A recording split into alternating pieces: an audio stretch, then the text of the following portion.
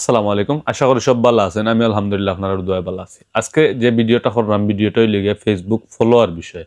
তো অনেকে ফলোয়ার লিয়া চিন্তা করেন যে কিলাখান ফলোয়ার বাড়াইল যায়। এমনকি কিছু কিছু ভাই ব্রাদার সকলে অন্যর কমেন্টও গিয়ে কমেন্ট করেন যে follow to follow, follow back. আসলে এগুলা উচিত না, এগুলা করা উচিত না। এগুলা করলে আরো রিচ ডাউন হয়, ফলোয়ার বাড়া তো দূরের কথা আরো কমে। তো উপস্থিত কিছু ফলোয়ার হয়তো বাড়াইল যায়, কিন্তু লং টাইম দীর্ঘমেয়াদী চিন্তা ভাবনা করলে এগুলো সম্পূর্ণ লস। ফেসবুকে এগুলো পছন্দ করে না। এর লাগে আমি আজকে যে বিষয় লিয়া মাতমু, নয়া যারা আছো এই ভিডিওটা শুনলে অনেক উপকৃত হইবা। ভাবলাম সকলরে ইনবক্স বা সকলরে গিয়ে গিয়ে খাওয়া সম্ভব নাই, ও কইলাম তে ভিডিও আকারে সকলরে কইলাই। তো এলাকার অনেক ভাই ব্রাদার সকলে নতুন কন্টেন্ট ক্রিয়েটর ওইরা আপনারা লাগে সুন্দর পরামর্শ। আপনারা ফেসবুক ফলোয়ারের পিছনে ঘুরবা না। ফলোয়ার কোনো ফ্যাক্ট নাই। ফলোয়ার আপনি যদি মানসম্মত কন্টেন্ট তৈরি করেন তাইলে ফলোয়ার অটোমেটিকলি আইব। ফলোয়ার আইব কিতা দৌড়িয়া বাড়ির ঘর পর্যন্ত আইব।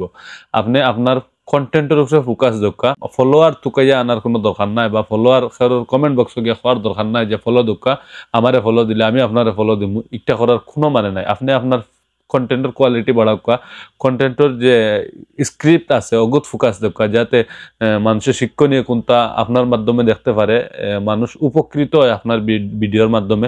যদি ইলাখান কোনটা করতে পারেন তাইলে অবশ্যই অবশ্যই মানুষ আপনারা ফলো দিব, আপনার ফলো বাড়বো। আর ইনো আর একটা কথা, আপনার ফলোয়ার 1 মিলিয়ন, 5 মিলিয়ন বা 7 মিলিয়ন, এর মানে ই নাই যে আপনার যে ভিডিওত 1 মিলিয়ন ভিউ হয়েছে সারা আপনার ফলোয়ারে দেখছেন।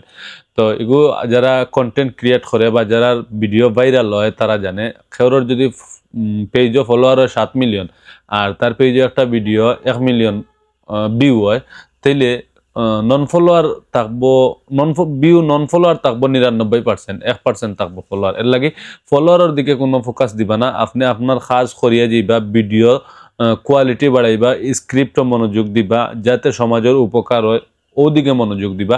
তাহলে দেখবা আপনার ফলোয়ার অটোমেটিকলি আইব। ফলোয়ার দিয়া যে আপনার ভিউ হইব, ফলোয়ার দিয়ে যে আপনার রিচ হইব এলাকান কোনো কথা নাই।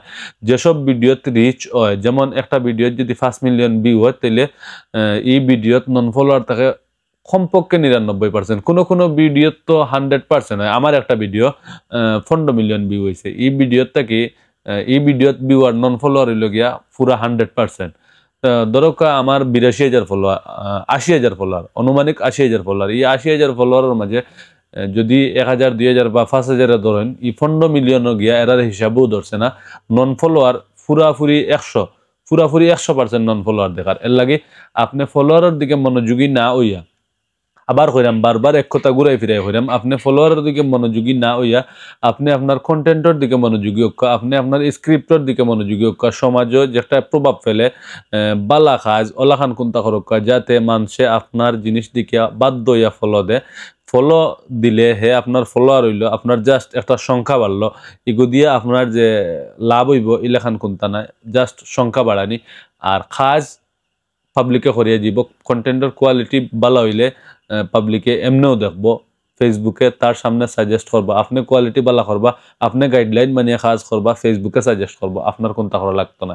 এর লাগে আপনি ফেসবুকের গাইডলাইন মানিয়ে কাম করুকা, ভালো থাকুকা। আর আশা করি আমার এই পরামর্শ আপনারা যারা নতুন এরার ভালো লাগবো, মানিয়ে চলার চেষ্টা করবা, ইনশাআল্লাহ ফলাফল ভালো পাইবা।